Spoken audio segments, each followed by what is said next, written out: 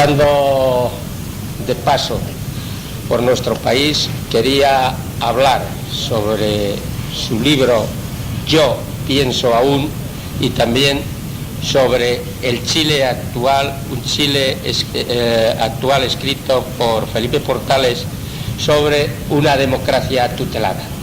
El día que me la presentaron aquí, porque quería presentar, ya digo, este libro, estuvimos charlando un breve espacio de tiempo, yo no la todavía, y quedé encantada de la conferencia que quería dar hoy aquí en nuestra tertulia republicana. Ella es conocedora, como es natural, de todos los sucesos de Chile del año 73.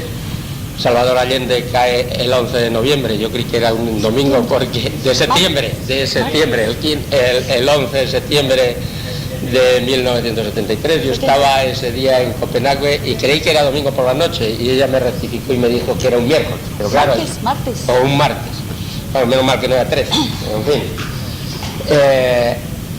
Yo ya digo, estaba haciendo una visita en ese país, y como teníamos un intérprete, yo danés no sabía, únicamente me aferraba por la noche a las 11 a las noticias que se oía a la Radio Nacional por la noche por onda corta, y escuché los sucesos de que el presidente de Chile había sido asesinado y que había habido un golpe militar dado por Pinochet, y los militares se habían hecho cargo del poder en Chile. La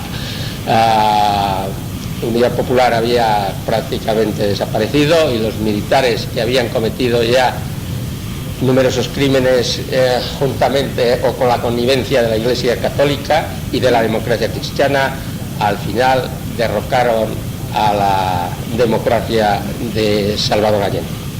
Como ella es conocedora de todos estos sucesos, estuvimos hablando de lo de después, y estuvimos hablando de que Pinochet vino precisamente al entierro de Franco, claro, como su gran mentor, y que después se hizo una transición, y como es natural, pues ha sido parecida a la nuestra y copiada de la nuestra, aunque con otras características que ella nos explicará.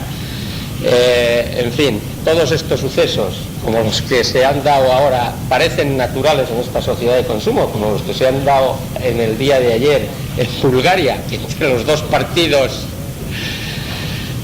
mayoritarios que tenían cada uno el 30 y tantos o el 40%, ahora resulta que viene un rey alemán, porque esto es de la familia Coburgo, que estuvo exiliado en España desde que tenía 6 o 8 años, me parece, hasta nuestros días, y les lleva el 40% de los votos.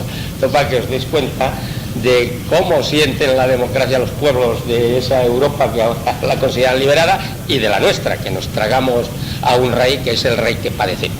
En fin, no quiero seguir hablando porque es ella la que nos tiene que hablar hoy del tema, así que Nilda Correa tiene la palabra, y después Raúl Gómez hará de moderador. Así que, Nilda. Muchas gracias. También, bueno, quiero decir una cosa, que nos regala 2 libros para aquí, para la biblioteca, para el que los quiera leer, Yo pienso aún, y el libro de Portales, Chile, una democracia tutelada, que también quedará aquí en la biblioteca. Les pasaré yo después a la biblioteca. Es un argentino que se dedica a la cátedra de Sociología y no se ha atrevido a entrar. Nos ha saludado, es catedrático de Sociología. ¿Qué pasa? Ya, pero ha estado, ha saludado y se ha marchado. Qué lástima. Nilda, cuando quieras. Buenas tardes a todos, gracias por acompañarnos. Saludo y agradezco la hospitalidad serena y respetuosa que me distingue hoy Ateneo de Madrid, en sus representantes ilustrados, inquietos intelectuales de conocer el mundo, reflejados en su vicepresidente primero, don César Herrero, que me acoge desde el primer día. Soy una escritora chilena que también integro el Ateneo de Chile, fundado en 1888 bajo el interrumpido gobierno de don José Manuel Balmaceda. Aspectos geográficos en la ponencia de Chile, aspectos económicos, sociales y políticos en su historia y actuales. Palabras que unen y trascienden, nacidas en la ilusión de una esperanza de cambio, luego de ser oídas e interpretadas. Un gracias a Goethe, que logró fijarlas con su invento. Chile, mi patria, un bello país, largo y angosto en su loca geografía física, a la que por su ubicación tan al sur del mundo, le dotó el hacedor lo que le quedaba mejor. Las altas cordilleras paralelas de los Andes y de la costa lo hacen único e irrepetible, mágico. Sus valles centrales, fértiles, nutridos por esteros cantarines, ríos, lagos, hacen dadivosa la cría de ganado bovino, y al sur, bajando para Puerto Aysén y Punta Arenas, pródigas crías de ovino completan el paisaje, con los ovejeros enfundados en sus ponchos de Castilla, desafiando el ulular del viento que raja el horizonte. El Océano Pacífico, que baña el territorio de cabeza a pie, es una visión especial e inconmensurable, y además dona los maravillosos mariscos y peces, posee desiertos, riquezas mineras, que durante la Guerra del Pacífico en 1879 quedaron en sus manos al derrotar a los vecinos del norte. Como fruto de la lid, las salitreras pasarían a revertir la pobreza del pueblo. ¿No fue así? Aunque el producto tenía un muy buen precio en el mercado europeo como abono de primera clase, el presidente de la República en el momento, Domingo Santamaría, se asesoró de neoliberales al estilo de Milton Friedman o economistas de Chicago de la época. Estos consideraron que el Estado no debía adquirir tan extraordinaria capacidad económica, pues lo induciría a la corrupción, y entonces decidieron transferir tales minas a capitalistas foráneos, especialmente ingleses. Chile no gozó, como pudo haberlo hecho, de las riquezas halladas. Los empresarios no iniciaron procesos de industrialización, igual como acontece hoy día. Prefirieron vivir a la sombra del rey del salitre, John Thomas North, pagar muy pocos impuestos y darse una vida regalada mientras los trabajadores eran explotados sin piedad. En casos puntuales se presentaron casos flagrantes de actos de corrupción. La economía entró en crisis hasta la presidencia de don Pedro Aguirre Cerda en 1939. ¿Por qué, dirán ustedes, he querido reflexionar la historia? Pues por esto de lo cíclico. Es como si nuevamente, después de tantos años, tuviese que repetirse la historia de más de 100 años. En el gobierno de Frei Montalva se dio inicio a la recuperación de las riquezas básicas del país, especialmente del cobre. Fue llamado el sueldo de Chile o la viga maestra, en la importancia de acrecentar con más de 850 millones de dólares de ese momento, el año 64, las divisas del país. Una primera inversión superior a 76 millones de dólares sirvió para la ampliación y extensión de Chuquicamata. No sé si sabrán, pero Chuquicamata es la mina de caso del mundo y está al norte, en Chile. Inició su actividad la exótica, al mismo tiempo el plan de expansión de la sociedad minera El Teniente, en Rancagua, y en agosto lo hizo la Andina. aumentó la capacidad de refinación. En consecuencia, los ingresos del cobre llegaron al país a 2.800 millones de dólares. Al 26 de junio de 1969, Chile pudo ser dueño de los minerales de Chuquicamata, Salvador y Potrerillos, por negociación con la compañía que los explotaba, los gringos del grupo Anaconda Mine Company, mediante la compra del 51% de las acciones de la llamada chilenización del cobre. En 1970, democráticamente en las urnas, fue elegido presidente de la República don Salvador Allende Gossen, militante del Partido Socialista. Se presentaba por cuarta vez a la magistratura del país. Obtuvo una mayoría relativa y, según la Constitución vigente, debía ratificarlo el Congreso Nacional, en pleno, la Cámara Alta y la Cámara Baja, o elegir entre los dos candidatos que obtuvieron mayoría relativa. Un 24 de octubre de 1970 se reunió el Congreso en pleno y lo ratificó como presidente de la República. Creo que ni él o los que por él votaron se imaginaron lo que ocurriría a medio camino de su gobierno. Un escritor chileno, emérito de Stanford, que ha hecho toda su existencia literaria fuera de Chile, pero con los pies puestos en Chile siempre, y el alma y el corazón, y volviendo todos los años en septiembre a celebrar el cumpleaños de la patria, es don Fernando Alegría, del que he concluido un ensayo aún sin editar. Lo describe muy bien en su libro Allende, mi vecino, el presidente. En pocas bibliografías aparece este título. Es como que todo está centrado a desaparecer, lo bueno, no sé.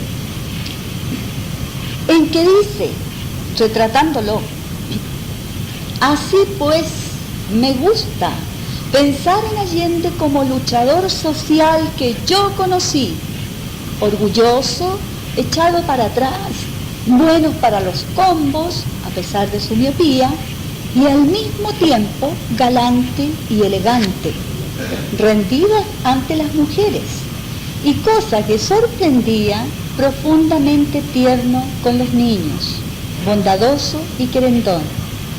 Sus familiares le decían Chicho. Había quienes le llamaban Pije. Era viñamarino de adopción, y lo de Chicho se justificaba en el medio en que creció. Pije, bueno, se vestía impecablemente. Para la gente del pueblo era simplemente choro. Allende sabía bromear, echar tallas, reírse, sabía enojarse y hablar golpeado. Cuando peroraba, saltaban las consonantes jugosas y explosivas.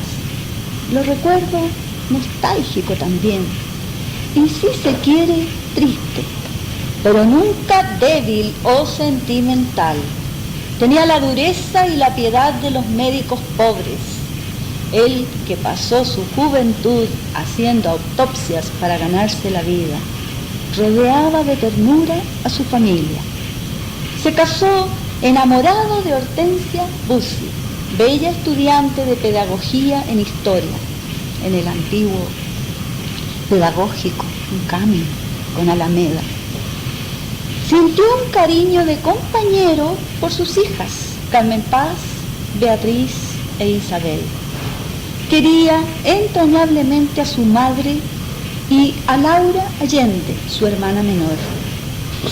Allende fue y es encarnación de una crisis y de una guerra de liberación que no empezaron ni acabaron con él. Detrás de Allende está la imagen del presidente José Manuel Balmaceda. Mi vecino fue y muy buen amigo. Cuento pues su vida como siguiendo una conversación que tuvimos hace años en su casa en Guardia Vieja. Augusto Olivares, sonriendo, era un periodista muy connotado. Manuel Rojas, un gran escritor chileno que hoy tiene 90 años, callado. Tencha, Tati, Carmen Paz, Isabel, alrededor de una hermosa mesa de punta en blanco. Afuera, en un sol primaveral que cae perpendicular a través de flores y enredaderas, mueve su gran cola el perro Alca. Salvador me mira con afecto, como se mira al amigo que retorna de un largo viaje, y se comprueba que no ha cambiado.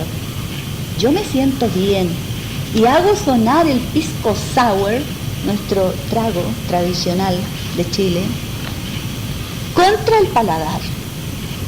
Escribo con el sentido histórico que reconozco en la literatura histórica de mi tierra, en libertad absoluta para imaginar y con tal respeto por lo imaginado y lo vivido, invento diálogos y personajes. Todas las fechas son fidedignas y plenas de la experiencia política con que se vivieron. No tiene otro sentido escribir la vida de un hombre que concibió la historia como un drama, cuyo desenlace nadie, sino él, previó, y al cual aún él pareció llegar adelantado y entrar por una puerta oscura, no al escenario previsto, sino a otro, improvisado. ¿Qué importa la hora? Llegó. Eso es lo esencial.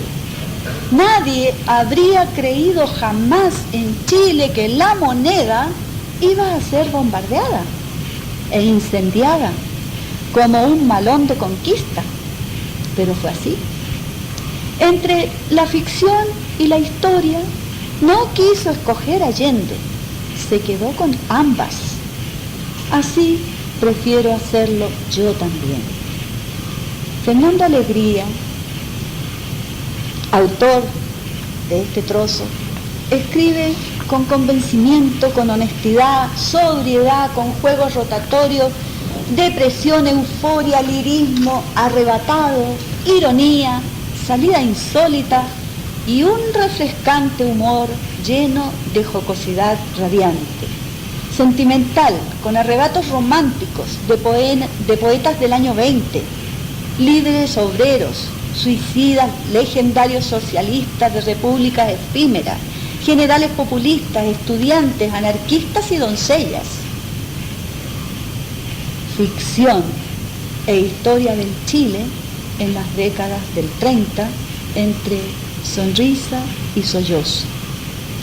Y avanza a ese Chile con un rasgo casi común en todos los presidentes: la transfiguración producida por el peso y la responsabilidad del cargo y el poder, debida a una viva conciencia de los chilenos de que el país, como tal y por encima de los hombres y de sus pasiones, debe sobrevivir, progresar y conservar su personalidad histórica en una constante renovación que se realiza sin destruir la esencia de Chile.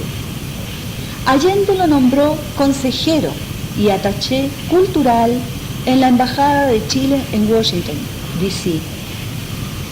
Después del presidente Salvador Allende, nacieron muchos Chiles dentro de Chile. Atrás quedaba la histórica renovación de los consabidos 3/3, divididos en las elecciones del país. Siempre había un tercio de derecha, otro de centro, otro de izquierda, pero éramos siempre a 3/3 en las elecciones. Eso se anuló. Actuarían por decretos propios y aprobados sin contraloría, sin consulta popular. Dictadura. El primer Chile de liderazgo absoluto o tutelaje es el de las Fuerzas Armadas. La separación entre los más ricos y los más pobres, en ese momento, 30 años atrás, era de 30. Hoy es de 60. Y según un autor que traigo por acá a compartir, don Héctor Donoso, en 20 años vamos a llegar a 80. Los abismos. Hay una torta para repartir, que es supuestamente el ingreso total de la nación, y se dice que tenemos un per cápita de $5.000. Los que ganan nada se preguntarán dónde están los míos, de todas maneras. Ahora subió a 60 ese porcentaje. Con el suicidio de Salvador Allende, que todavía no lo creo, se perdía la última posibilidad de acercamiento real entre las clases sociales y tantas otras cosas. Hoy, a 11 años de ganar el no, por el que fuimos agredidas en la marcha de las mujeres por la vida, y en cada intento de manifestación para el retorno a la democracia, tenemos, según estudios del Colegio Médico, Chile tiene el mayor presupuesto militar de toda Latinoamérica. Y el gasto en salud es el menor de todos. El gasto militar llega a los 2.262 millones de dólares. La salud de los 15 millones de habitantes es 2.100 millones de dólares. Y más de 100.000 niños viven sumidos en la miseria, drogadicción y en el hambre, en el paraíso neoliberal de la equidad que muestran en una economía sana. Sin embargo, el grupo que administra los fondos de pensiones para la jubilación futura de la gente que trabaja y tiene por ley que depositar, se dio el lujo de ir a invertir los dineros de los chilenos a Argentina. Más de 8.000 millones de dólares se llevó el grupito a hacer nuevos negocios en la Argentina. A la vuelta de poco tiempo, que ya lo leí en un diario de acá, han tenido que regresar con la cola entre las piernas, decimos en Chile, no sé si acá se usa o no. Sí. Ah, ¿con el rabo? Ya, con el rabo entre las piernas, bueno, gracias por corregirme. Y fuertes pérdidas económicas de los dineros ajenos. Ahora, tengo otro tema que es tremendamente dramático tratarlo, pero hay que hacerlo. Muy sigilosamente, el Congreso, Cámara Baja primero, los diputados, Cámara Alta enseguida, los senadores, han aprobado el Tratado Minero Chile-Argentina. Pone en manifiesto la ágil forma en que irresponsablemente las autoridades elegidas por el pueblo para administrar el país deciden entregarlo sin medir consecuencias de lo que puede ser la economía futura. Solo queda esperar el dictamen de la Contraloría General de la República, a ver si se puede hacer algún pare. Todo realizado en forma silenciosa.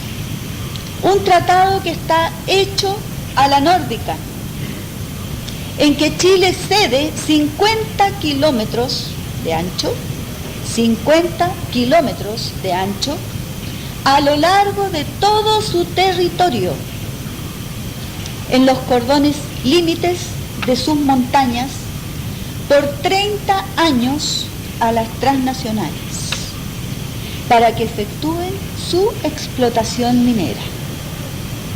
con 3 años de gracia este tratado, además, en que recién Chile podrá apelar al Tribunal de Viena, con todo lo que implica en costes, gastos, pasajes, abogados y fracaso, porque un país chico siempre pierde. Senadores y diputados, como dije, lo han votado en aceptación y estoy segura que ni siquiera lo han leído. Estoy segura, porque era un buen toco lo que había que leer para darse cuenta de qué se trataba este tratado. Pero había mucha urgencia en sacarlo, y la que hoy es ministra de Relaciones Exteriores de Chile aparecía en la página de negocios hablando sobre el tratado, que tenía que agilizarse, salir rápido. Es como que nadie ve que Chile no es propio de un grupúsculo de mandantes. Se han apoderado y han vendido el todo. ¿Qué nos queda? Tal vez el clima. ¿Podrán traerlo? Una mujer de todas las 2 cámaras dijo no, en la baja. Es María Rosas, que reemplazó en el cargo al fallecido dirigente sindical, el diputado Manuel Bustos. No es fácil aceptar tan increíble antinacionalismo concebido en la mejor forma, que deja al territorio nacional prácticamente dividido. Y eso no es todo.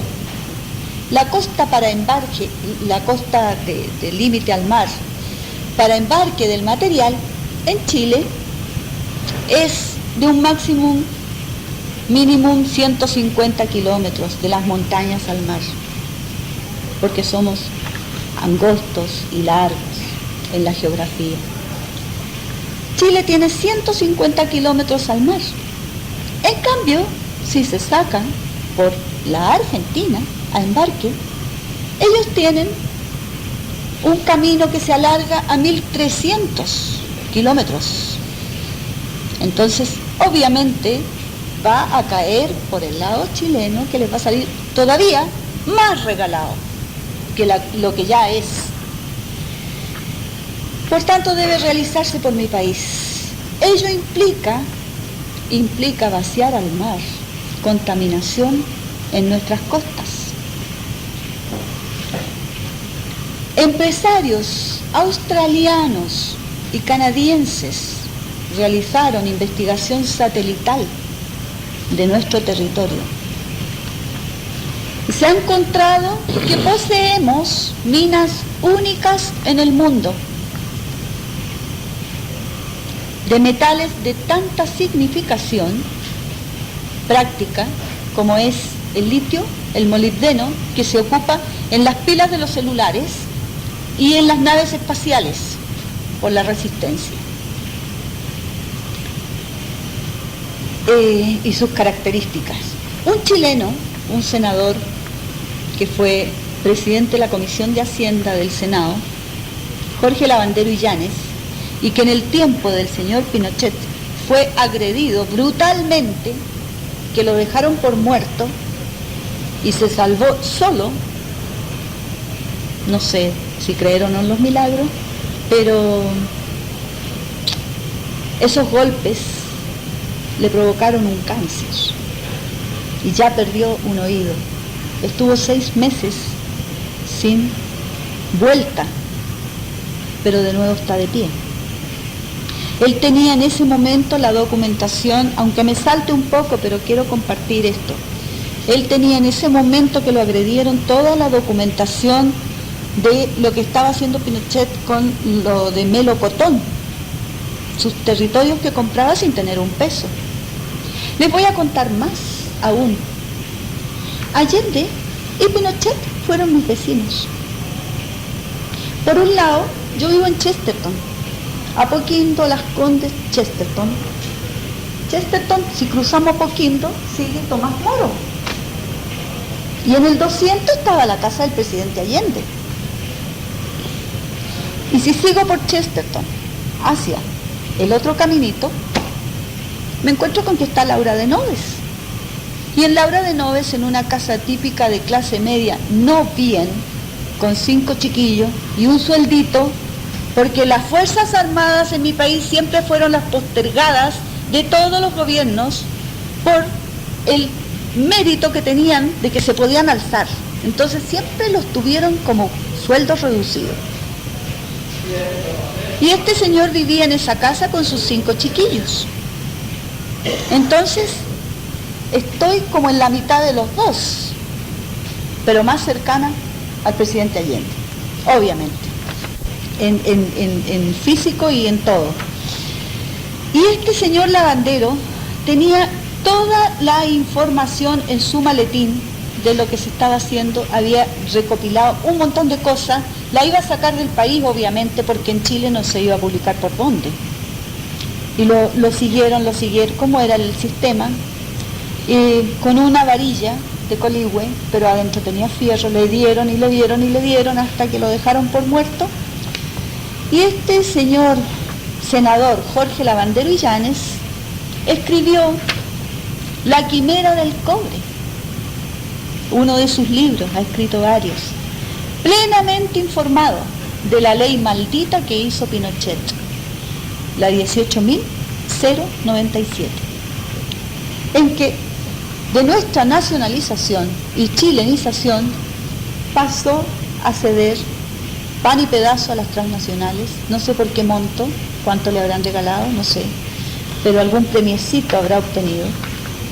Y Lavandero, con toda la información, como dije, sacó este libro y junto a él hubo un hijo del que fue presidente de Chile, candidato a presidente de Chile, Radomiro Tomic, Carlos Tomic, que también investigó en contra de todas las fuerzas que le negaban la información y sacó un libro sobre el cobre para hacernos comprender cómo nos llevan las riquezas, no nos pagan un peso de impuesto, dicen que están trabajando a pérdida.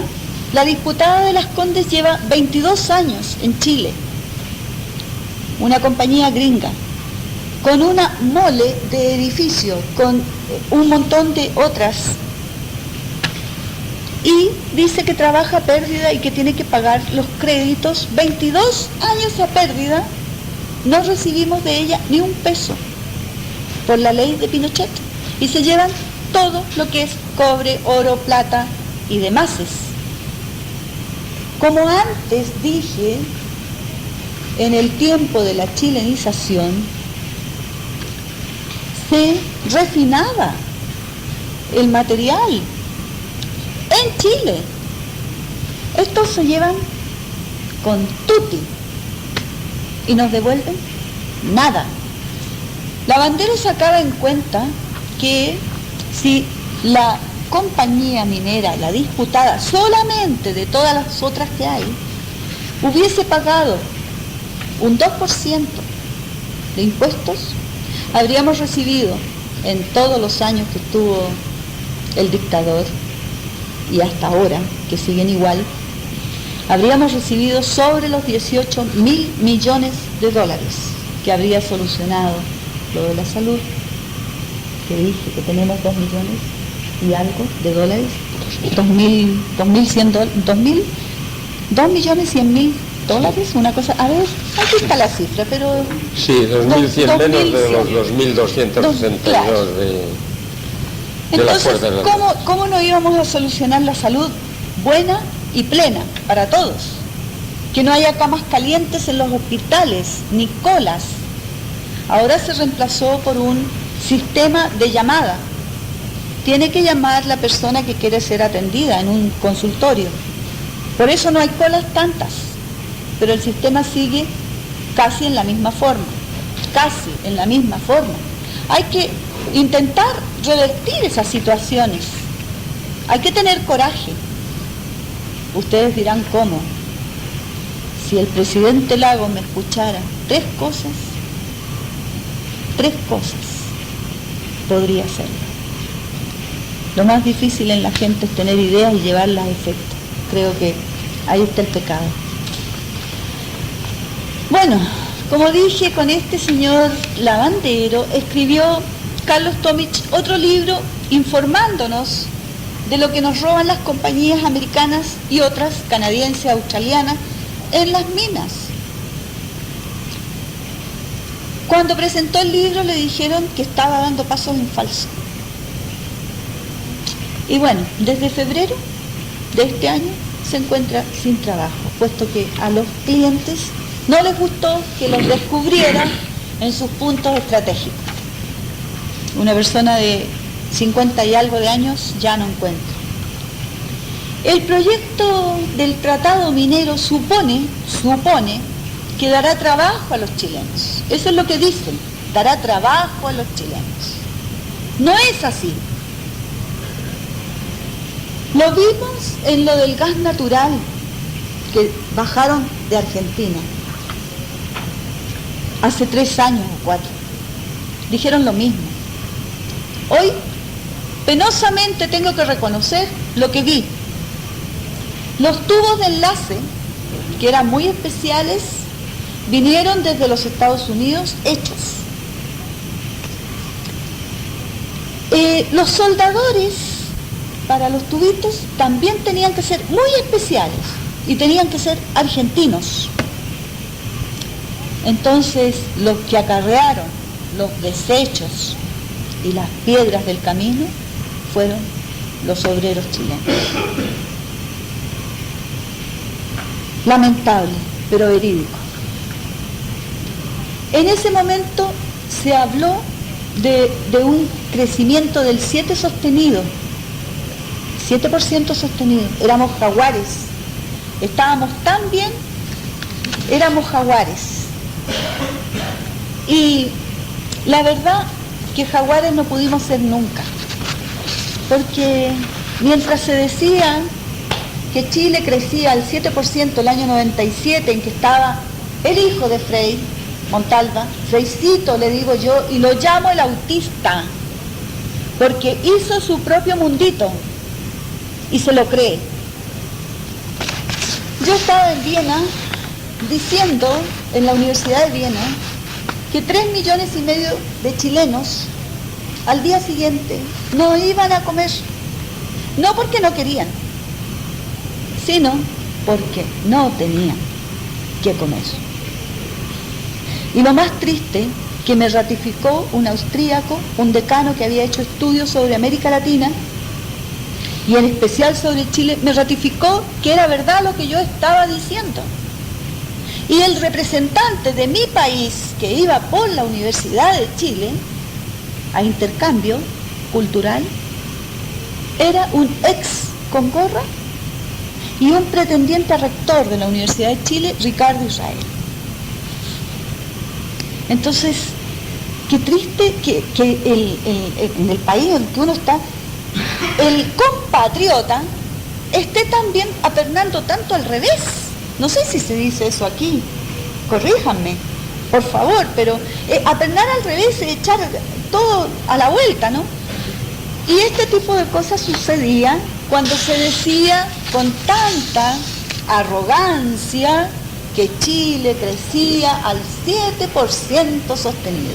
Ese 7% sostenido se lo llevó las empresas que fueron a invertir a Chile, pero el chileno no lo vio ni lo vivió. Así de definitivo. No sé si los canso o si quieren hacer alguna pregunta, por favor.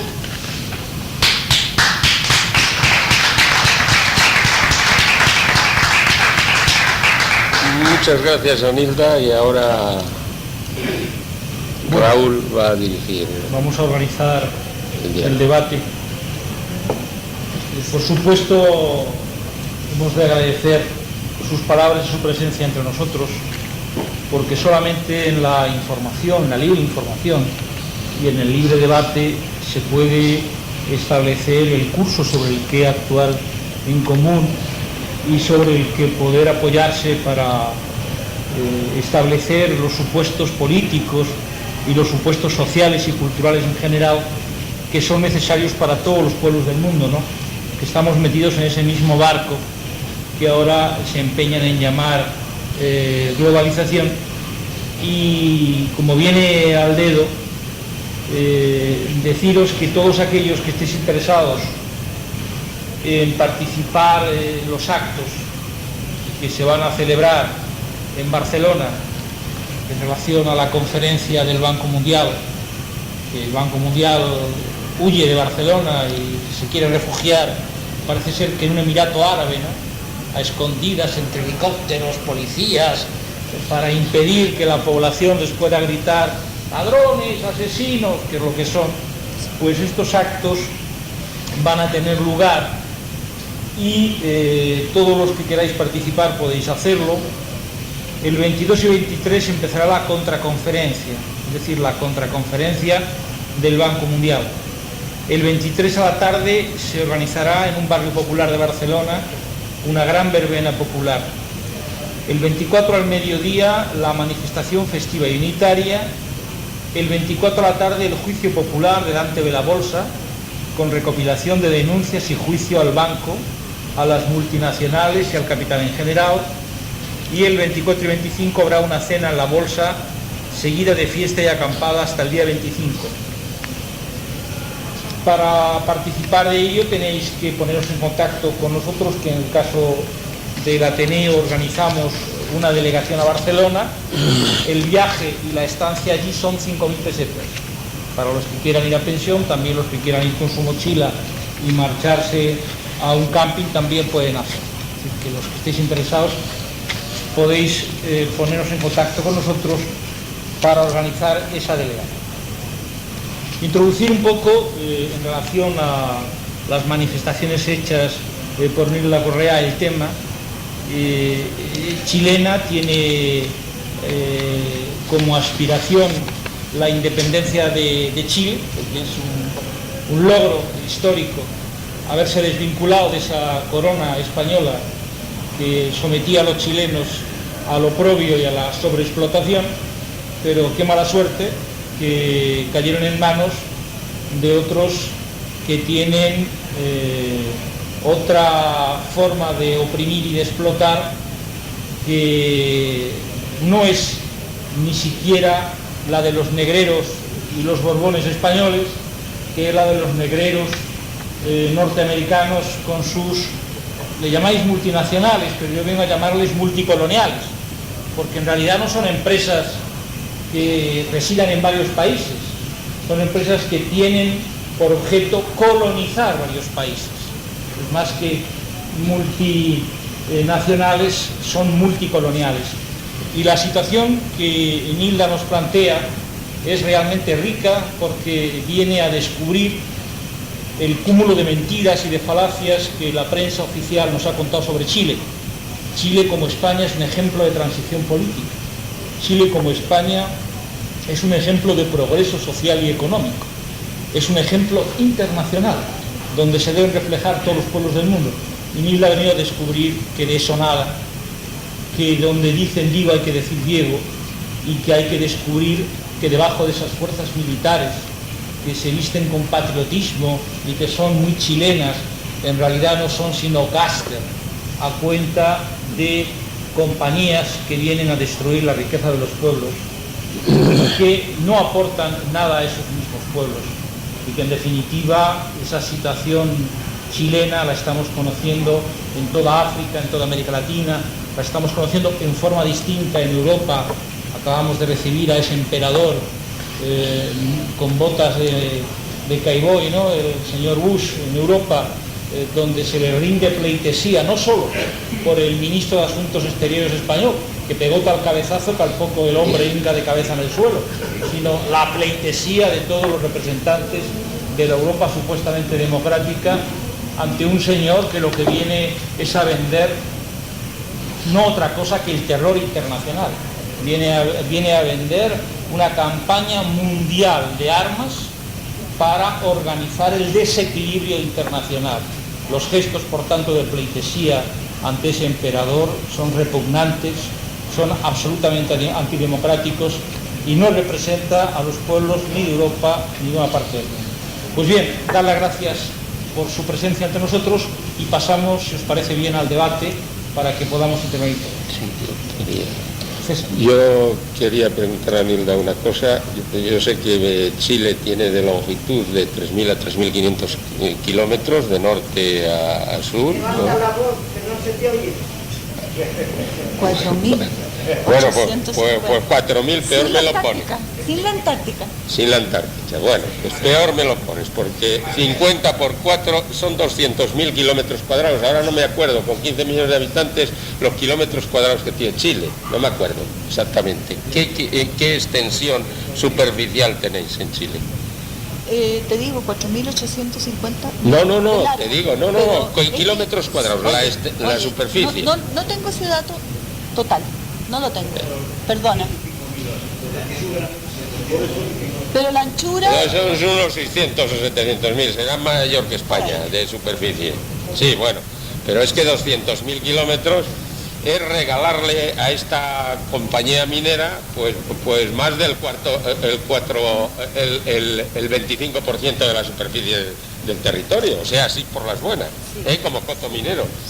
Y después, claro, si hacen la extracción en Chile, indudablemente todos los materiales de derribo y de la...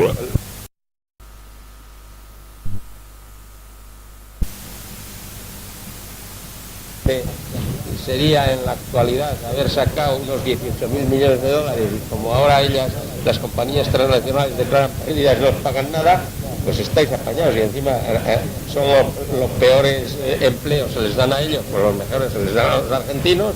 Pues ¿qué os queda? Esa es la pregunta, ¿qué nos queda? Yo quiero revertir el proceso. El neoliberalismo nunca se ha preocupado de lo social, del ser, de la persona. Nunca. Son números, fríos. Pero la persona no les importa. Entonces me alegro mucho que hayan hecho la recibida que hubo para Bush. Sí. Bush está preocupado porque España está invirtiendo más de 10.000 millones de dólares en América Latina y en especial Chile. Sí, Argentina. Argentina y Brasil. Sí, pero en especial Chile. Brasil, México también, pero en menor cantidad. La verdad está preocupado porque siempre Latinoamérica fue un pueblo al sur de los Estados Unidos.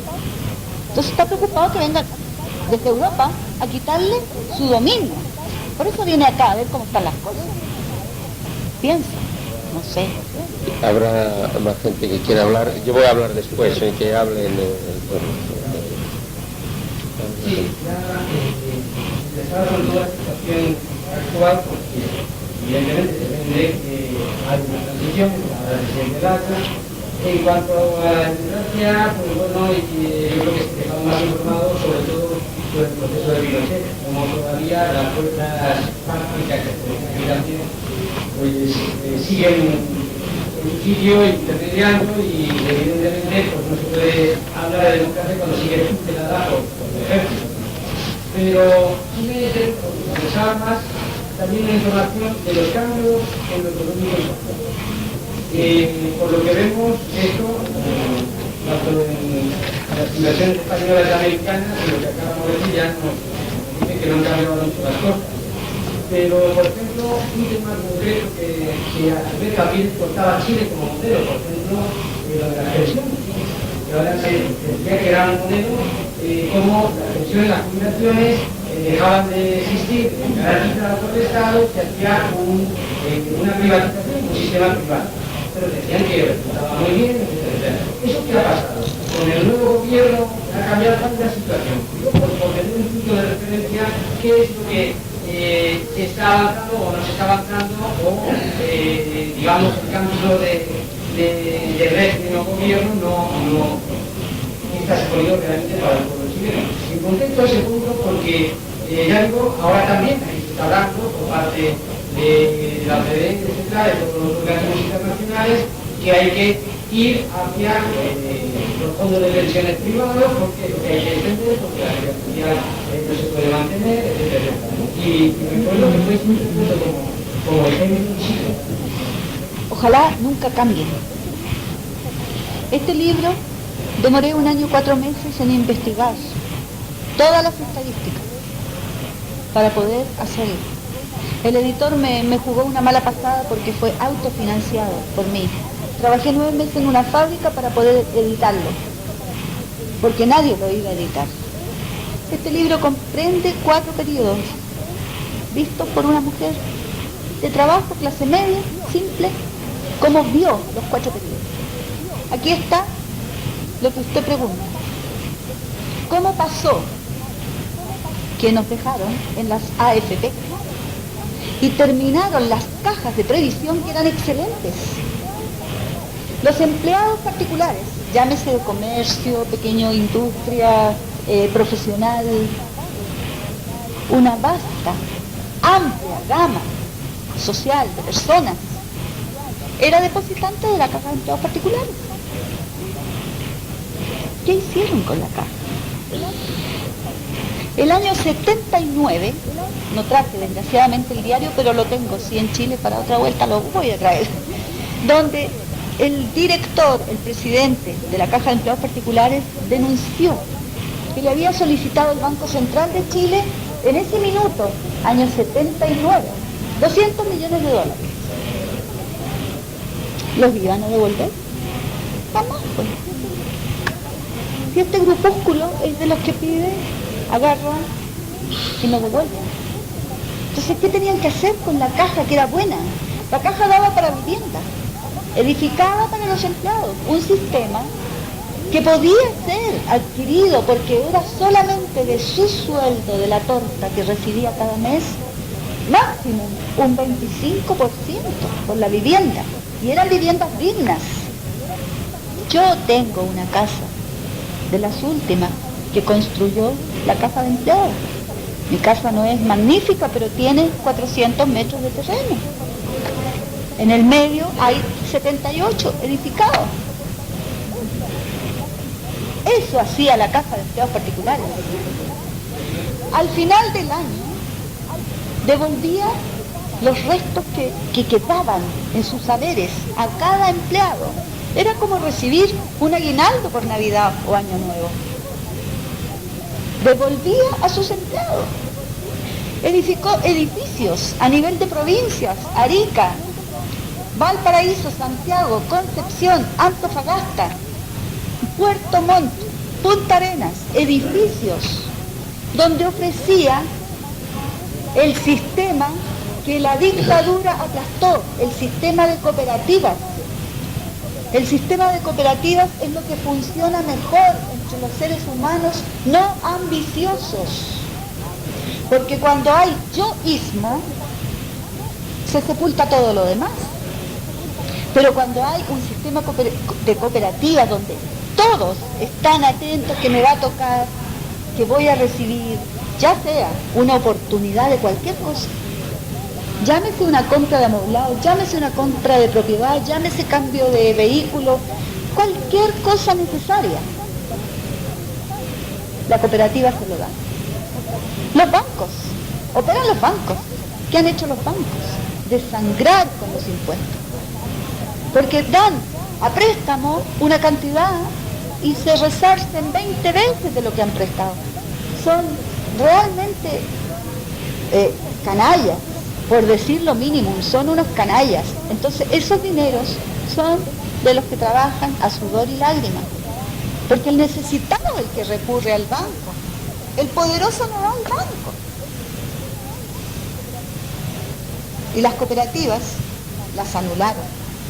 La Caja de Empleados Particulares, con todos sus edificios a nivel país, la enterraron. En Santiago, el edificio que tenían en pleno centro, ¿sabe qué pasó? El Cuerpo de Carabineros implantó su edificio en la Caja de Empleados, gratis, porque a los empleados no les devolvieron nunca nada. Tuvimos también, antes de la dictadura, lo que ustedes tienen, que si quedan cesantes tienen una oportunidad de recibir. Lo tuvimos, la dictadura lo sepultó. Todas las conquistas sociales, este libro lo dice, las anularon. Todas las conquistas sociales, una a una. las enterraron. ¿Por qué? Porque imperó el títere de Pinochet, porque fue un títere de la derecha con toda su maldad, y la derecha no perdonó nunca, nunca el hecho de la reforma agraria, que les quitaran sus fundos donde ellos iban a andar a caballo o a cazar conejos o qué sé yo, y no hacían producción, que es lo que se necesita para vivir. Hoy por hoy la población del mundo, ¿qué necesita? Producción de alimentos, no de tonteras, de alimentos, es lo básico. En eso quedó los edificios de la caja. Entonces, no sé si contesto su pregunta, pero me gusta que la haya hecho. Hoy, ¿cómo está? Hoy seguimos con las mismas normas que implantó el señor Pinochet el año 80. Tenemos en salud los sistemas de ISAPRE. Si usted tiene dinero, tiene para comprar buena salud, pagando mucho. Pero si usted no tiene dinero, el sistema social no existe. Es pero mínimo. Y que no me digan que no es así, porque si se ve en la televisión los casos dramáticos, sobre todo en esta época que Chile está en invierno, el smog que asfixia, las criaturas se ahogan, las bronconeumonias, y no llegan al hospital, muerte. ¿A quién me importa? A mí me importa, porque ningún niño vino de más. Todos vinieron para ser amados, para ser respetados, porque son personas. Ningún niño, sea pobre, sea rico, como sea, todos somos iguales y todos somos necesarios. Nadie sobra, ninguno sobra. Entonces, que haya categorías me indigna. ¿Por qué puede ser que el rico venga con todo y el pobre sin nada? Es demasiado el abismo que se ha producido. Si de la torta al reparto, que es el ingreso, el 20% de los más ricos se llevan el 62.8% y el 20% de los más pobres se llevan el 3.6%. Eso lo dice la CEPAL en su informe, no lo dice Nilda Correa. Entonces, esa es la verdad. La CEPAL estudia sobre América Latina. Yo asisto a seminarios donde estamos al día. En el Centro de Estudios del Desarrollo. Estamos al día en todo lo que se va produciendo. Si no, no me atrevería a venir a poner cosas que no son. Una de las cosas que no puede suceder es la mentira. Me asfixia. Entonces, ese reparto con tanta desigualdad social, tremenda desigualdad social, es una bomba de tiempo. En cualquier minuto va a explotar la bomba de tiempo, porque el hombre puede aguantar, pero hasta un cierto límite.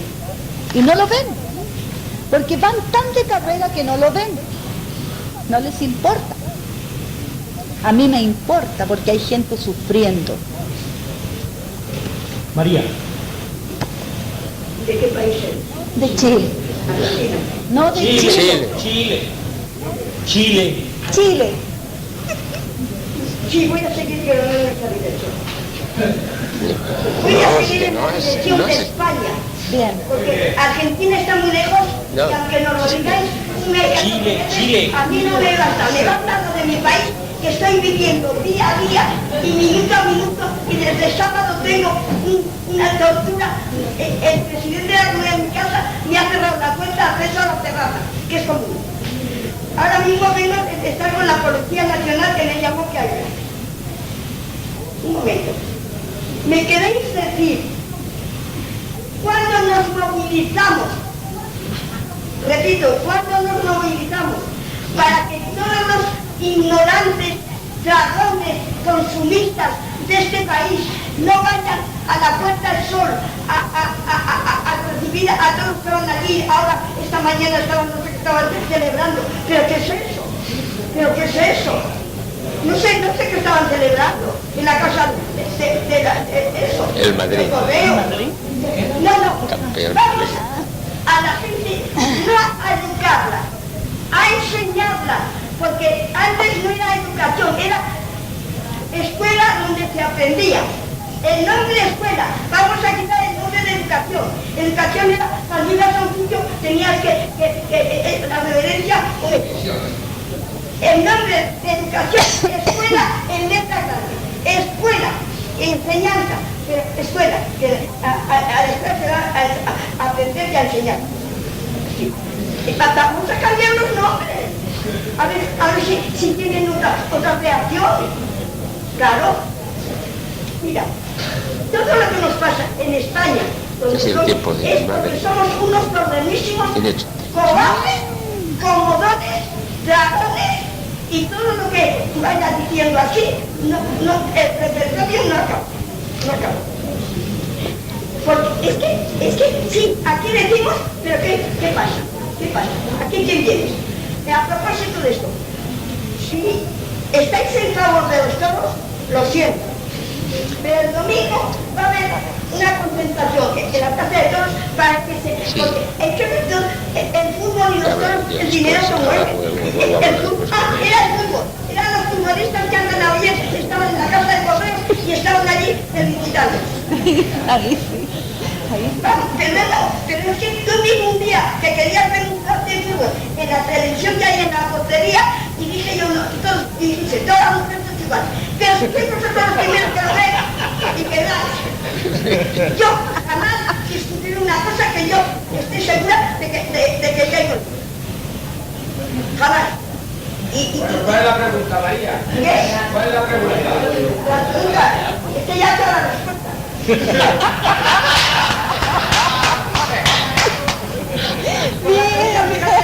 A ver. Que yo quería llamar a la policía. Han cerrado la terraza. Que es comunal. Claro.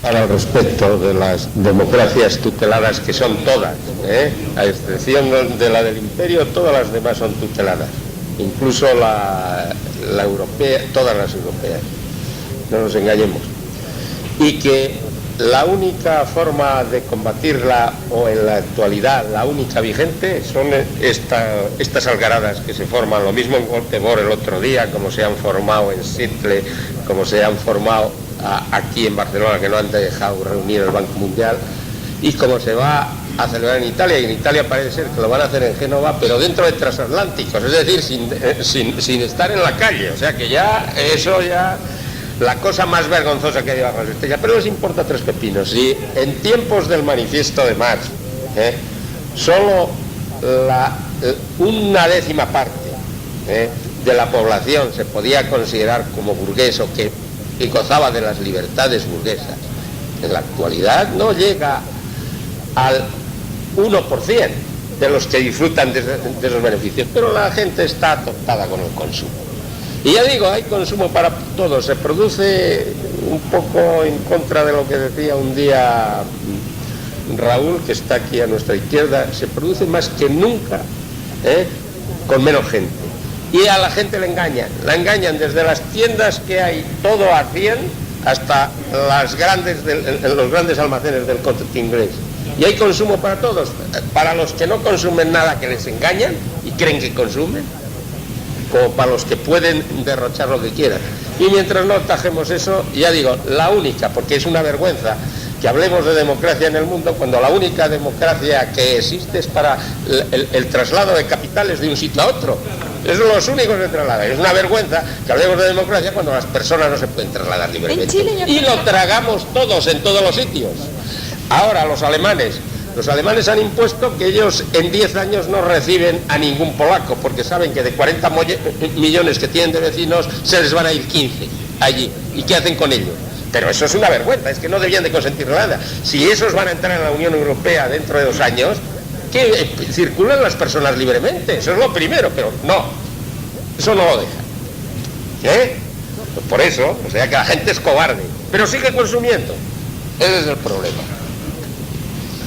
Sobre la discusión que estamos teniendo, yo creo que no se hace justicia con el pueblo de Chile, con sus trabajadores y con sus sindicatos, al decir que son responsables de la caída de Allende. No es verdad. hay que acudir a los argumentos y hay que argumentar.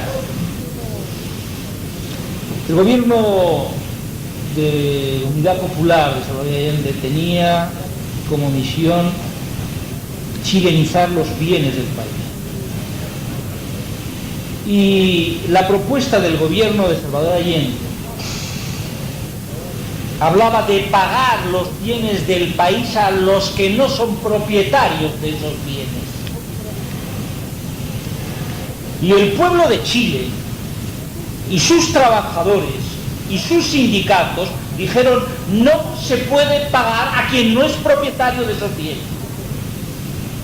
Porque Allende pretendía pagar a las multinacionales la nacionalización del cobre. Por tanto, con independencia de la persona, su política era contraria al pueblo de Chile y su política negaba el derecho de los chilenos a defenderse frente a las multinacionales. Hablemos claro. Uno de los documentos que INDA nos ha traído es un periódico semanal donde aparece un artículo de una persona que representa una coordinadora de trabajadores que habla de que es hora de democratizar y refundar la CUT, la Central Única de Trabajadores. ¿Qué ha pasado con las organizaciones sociales, con los partidos y sindicatos? Fueron destruidos para hacer pasar la política de la privatización y de la destrucción económica, y ahora han puesto a personajes pagados que niegan el derecho de los trabajadores a tener sindicatos, al derecho de los socialistas a tener socialismo, el derecho de los comunistas a tener comunismo, cualquier derecho que tenga que ver con la vida humana. Y eso no es tutelado, porque no es democracia. Para que exista tutela, tiene que haber democracia. Y la democracia solo puede basarse en la soberanía de los pueblos. Y la operación golpe de Estado Pinochet, preparada con las condiciones políticas de la falsa nacionalización de Allende, porque el problema militar no es el más importante. El más importante siempre es el problema político. Un pueblo que está en pie no puede ser derrotado ni militarmente. El compañero que ha repetido varias veces el ejemplo de Cuba. ¡Qué fácil sería para la sexta flota, para la séptima, para la octava, meterse en la isla! Pero iban a volver muchas decenas de miles de ataúdes para Florida, ¿eh? Porque ese pueblo está armado política y militarmente. Y el pueblo de Chile se le desarmó políticamente. Y se le desarmó militarmente. Las primeras huelgas generales frente a la nacionalización organizadas en Valparaíso, los piquetes obreros se armaron. ¿Y quién desarmó los piquetes obreros? El gobierno Allende. El gobierno Allende desarmó los piquetes obreros. Por tanto, acudamos a los hechos. Porque si no acudimos a los hechos, siempre haremos política ficción. Ficción. Y estamos viviendo la ficción más absoluta. Pero la ficción internacional más absoluta. Estableciendo un poco el hilo con la discusión que teníamos hace una semana sobre el curso de la economía mundial, hay quien dice que lo que sobra son fuerzas productivas y lo que sobra son consumidores. ¡Qué barbaridad! ¡Qué barbaridad más absoluta! ¿Cómo se habla de consumidores? ¿Quién consume? La quinta parte de la población en contra de las cuarta o quinta parte de la población. La quinta parte de la población en contra de las cuatro quintas partes de la población. ¿Hay leche para los niños que en Chile están en la calle, o en Brasil, o en España, o los que se meten la goma por la boca para no comer? No hay leche para ellos. ¿Hay escuelas para ellos? No hay escuela para ellos. ¿Hay camas para los enfermos en nuestro país o en Chile? No hay camas para los enfermos. ¿De qué estamos hablando entonces? Hay quien dice que Desarrollo de fuerzas productivas es producir cañones. ¡Hombre, qué barbaridad económica y política! Sí, a los que mandan, sí. Mantequilla es una cosa, son fuerzas productivas, porque por la mañana los que van a currar o se untan la mantequilla no curran, y cañones no son fuerzas productivas, cañones son fuerzas destructivas, y la economía mundial hoy está organizada sobre los cañones y no sobre la mantequilla. Si una economía mundial está organizada sobre los cañones, es que es una economía de destrucción. ¿O nos hemos vuelto tontos? No se nos vuelve. Si no nos hemos vuelto tontos, recapitulemos.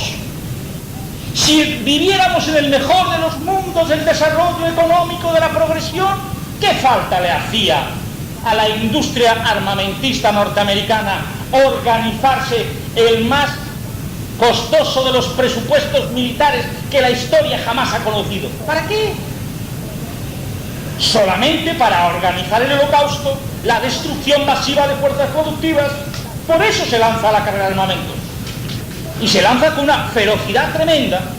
Detrás de esa carrera de armamentos están todas las plusvalías arrancadas y robadas a los pueblos en una operación de recolonización internacional.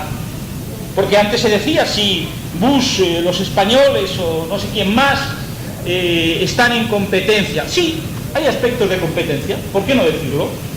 Pero los bancos españoles y las empresas españolas van de la mano de los norteamericanos a recolonizar Chile, a recolonizar Argentina, a recolonizar Perú, de tal manera que esa recolonización, si vemos sus consecuencias, es 1000 veces peor que la colonización.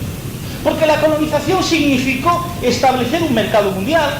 En la época, a los que hablan de globalización ahora se equivocan. El mercado mundial está establecido hace siglos. No está establecido. Marco Polo fue un gran organizador del mercado mundial. Los de ahora no son organizadores del mercado mundial, son destructores, liquidadores del mercado mundial, si sabemos llamar las cosas por su nombre. Y esa economía mundial que echa manos solo y simplemente de la especulación y de la carrera de armamentos, o somos tontos, o nos tenemos que dar cuenta que preparan una destrucción masiva, preparan la guerra. Como Allende tuvo que comprender que si él perdía el apoyo del pueblo de Chile, el golpe de Estado era muy fácil. Claro, si él perdió el apoyo del pueblo de Chile porque quería pagar lo que no era de los americanos, quería pagar el cobre a las empresas multinacionales, quería comprar las salinas a las multinacionales, y el cobre y las salinas son del pueblo de Chile. Y él perdió ese apoyo, y perdiendo ese apoyo preparó las condiciones políticas del golpe militar, que él fue una víctima más de ese golpe. Si no queremos sacar las lecciones de la historia, estamos obligados a no sacarlas, Ahora, si queremos sacarlas, digamos la verdad, digamos las cosas como son. Y no es contradictorio defender la personalidad de Allende, defender su imagen, defender su presidencia y ese dirigente popular, con el hecho de decir, compañero Allende, te equivocaste. La independencia de Chile, la defensa de las salinas, la defensa del cobre, no se hace pagando al gringo lo que es nuestro. Esa es la consecuencia política del periodo que todos hemos vivido y que para nosotros fue muy ilustrativo de una política que no hay que realizar. Y eso es parecido a lo del militar, ¿no? Cuando criticaban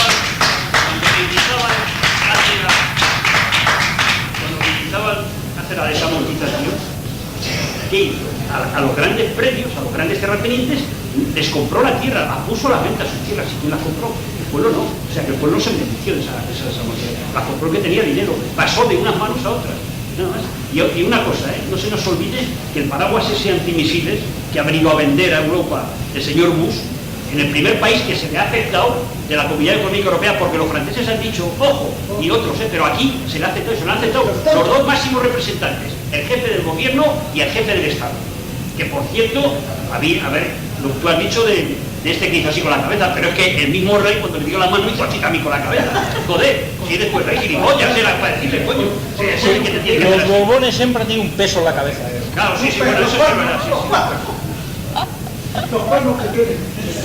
Bueno, tienen todos porque no sé qué ministro está haciendo así, me está limitando el A ver, María. vuelvo a repetir lo que dije. No, Un no, momento. repetirlo no, Has no. venido a presentar el libro, un momento. Allí en Chile, o donde le hayan editado, es que leen mucho. En Chile, Sí. para contarles a Entonces, todos... ¿por qué le tienen a presentar aquí? No, Aquí, no. lo primero no leen, lo segundo no saben, lo tercero no lo entienden. A ver si nos mentalizamos que la madre patria, aunque fue a descubrir América, pero fueron aquellos, pero de aquellos a la actualidad, todos somos tontos. Todos tontos. Y los regato donde quieran. Porque el otro día en el periódico Madrid ponía el Ateneo volverá a ser democrático cuando ha perdido el Ateneo la democracia. Que se lo pregunten a Marisa, que está ahí. Que le pregunte a Marisa. Sí. Es que ella es la autora. Yo ya no sé. La Ateneo la perdió en la época anterior. Aquí no- Porque yo no se perdido largaba, no se la largaba. democracia. Sé que es la defensa del asumirte y defensa posible, no ponerlo.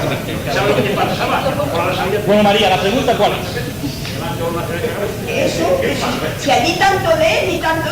Porque ya estoy harta de oír... Vamos a ver, María. Que se viene a hablar de política, que para eso es tertulia republicana. No a presentar libros. No, pues está bien.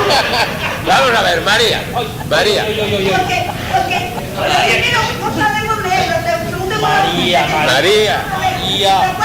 María, no hemos presentado ni esto. Mira. María, un momento. A María, a Nilda, la he presentado yo porque aquí un compañero vino el otro día a ver si una escritora chilena podía hablar de su país hoy. Y claro, hablamos y como no había ningún tema para la tertulia republicana de hoy, la trajimos. Tú como no viniste al principio no te enteras, no te has enterado. Claro, fue por eso. He tenido que estar defendiendo mis intereses con la policía. Ya. Pues muy bien, María. Los demás, ni siquiera saquen sorteo, ni siquiera defender nuestros derechos son nuestros vínculos. Vale, que en eso te aplaudimos. Bueno, esto como es una tertulia republicana, voy a hablar yo de la tertulia republicana, que a María, por cierto, le tiene que gustar. Y me va a perdonar la conferenciante porque no voy a hablar yo, en este caso, de Chile. Bueno, este es un pequeño escrito mío que lo he hecho entre ayer y hoy, que se titula La autocensura parcial. El pasado martes, día 12 de este mes, los periodistas, lo voy a leer despacio porque no te he traído la caja si no lo veo. Los periodistas y los medios de comunicación celebraron un acto en el Paseo de la Castellana al pie del monumento de la Sirena Varada para condenar los atentados criminales de ETA contra los profesionales de la prensa y medios audiovisuales, haciéndolo en un comunicado por un conocido locutor de la televisión española. Este evento, desarrollado por más de 500 profesionales, la mayoría muy conocidos sobre los medios por los lectores y vídeo oyentes, omitieron una situación real de la que solamente una minoría tiene conocimiento en este país. Se autocensura por miedo a tener problemas políticos y económicos.